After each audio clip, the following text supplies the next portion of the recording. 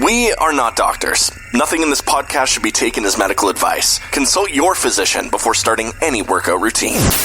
This is the Martial Heart Podcast.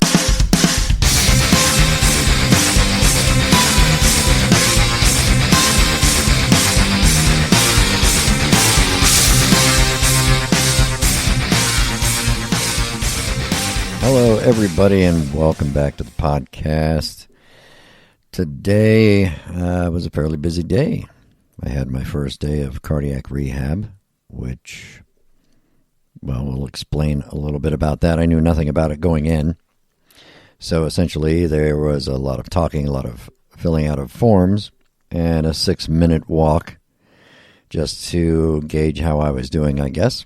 And it's going to be 3 days a week. And there's going to be heart monitors and blood pressure and exercise. I don't, it's not going to be intense exercise, I don't believe. But that's going to start on Monday. So it'll start the day before I go back to see the cardiologist. Also, I spent the afternoon talking to my friend Ed, who went through a horrendous situation with his own heart condition and is doing okay. He seems to be doing a lot better now. They've got him all fixed up, but we'll let him explain everything. We recorded about 2.5 hours worth of interview today, so it's going to take me a while to go through and edit all of that and put it into episodes. But I think you'll find it a very interesting conversation. You don't want to go through what Ed went through. You don't want to have a heart attack in general. I think that's a good thing that you can say with a lot of confidence. You don't want to have a heart attack. But if you do, you just need to understand that modern medicine, if you are lucky enough to have modern medicine get a hold of you early enough in your experience, then things can be a lot different than they were just a few short years ago. In Ed's case, it was an AED, an automatic external defibrillator. So you'll see those everywhere nowadays, but they used to not exist, and now they're saving people's lives every single day. So we take for granted a lot of the things that we see today that just didn't exist when I was younger, and someone who went through what Ed went through would have just been dead. That would have pretty much just been the outcome. So, improvements are good. Unfortunately, a lot of people have to have heart attacks before they figure out what some of this technology needs to do. But eventually, they'll get to it. So today, other than that, I've been feeling pretty good. The nausea thing is just going to be a thing that I have to deal with.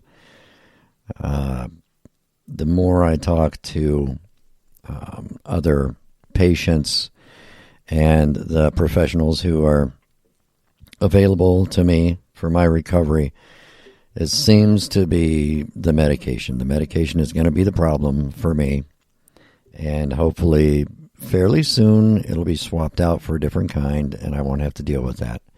But I was given the green light to begin doing some light workout at home, other than my 5 minutes on the treadmill. So I'm allowed to do some other exercises. I can do treadmill stuff. I can do the rowing machine, exercise bike, and I can do some light weights. So I'll be able to get back into a fairly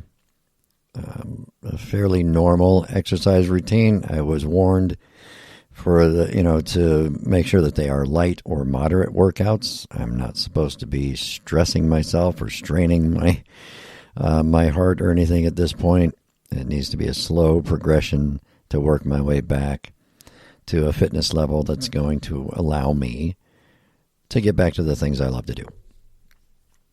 So that was encouraging news today. At first, they were definitely like, no, you shouldn't be working out at home. You can walk on the treadmill at home, and that's it.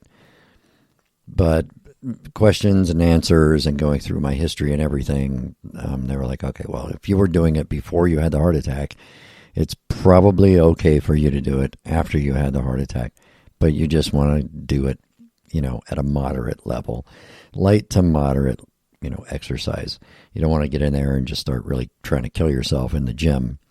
So I'm going to probably wait another day or so, and then I'm going to try to get back into a routine, not a normal exertion level or a normal amount of exercise, but just a normal routine where every other day or something to that effect, I'll be doing some exercise that's other than spending 5 minutes on the treadmill.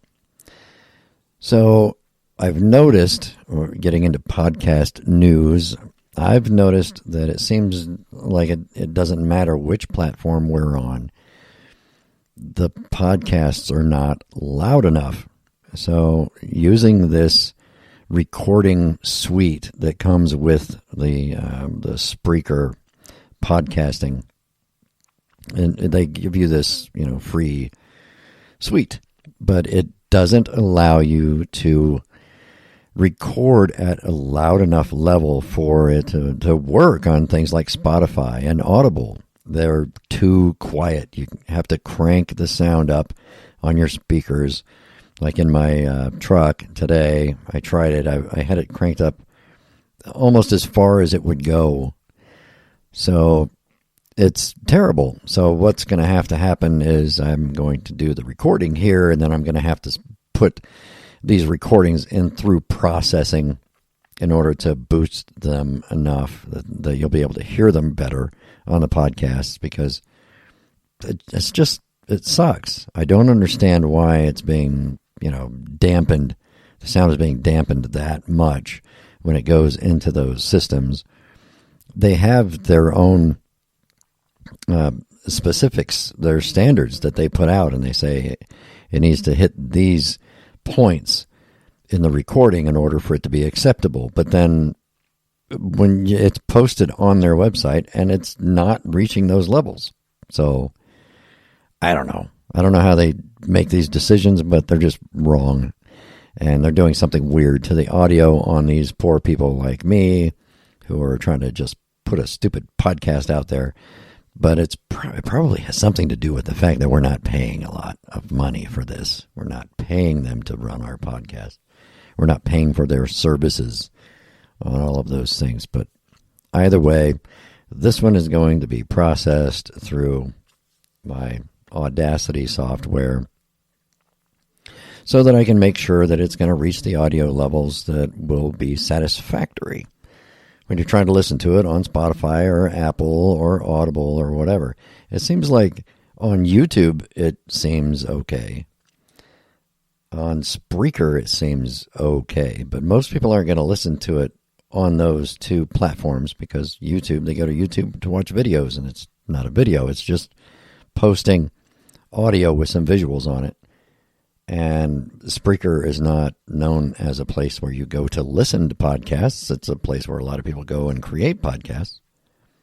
But I'm going to try this from now on. I'm just going to have to remember that every time I'm going to have to process this and hit those levels appropriately so that everybody will be able to hear it, including me, because that's what the irritating thing was I was trying to listen to it to see what the sound quality was like, and I'm like, holy hell, why does this suck so bad, Spotify? But I'm going to fix that. So hopefully this episode will be a test episode, and hopefully it will be loud enough and clear enough that everyone can enjoy it without having to threaten to blow their speakers out if a commercial comes on in the middle of the podcast, because you have to crank it up to 27 to hear the podcast, and then all of a sudden Hyundai comes along and blows out your speakers because Hyundai needs to be at 13. So we'll see. I'm going to do that right now. But in the coming days, look forward to our conversation with Ed, and I'm going to try to have conversations with some other people who are involved in my cardiac recovery. So we'll see how that goes. I have to get back in there next week, and I might be talking to some of my rehab people about coming on the podcast and talking about cardiac rehab. But we'll see. I don't know if they're going to agree to that. But we can try, right? I can see if anybody wants to be on there. On here, rather. All you can do is ask. All they can do is say no. Otherwise, they'll come on and we'll have a good time. So until tomorrow, or when I get around to doing this again, which will probably be tomorrow, take care of yourselves. Take care of your hearts. Take care of your families. Eat right. Exercise. And don't have a heart attack. Best advice. Just don't have a heart attack.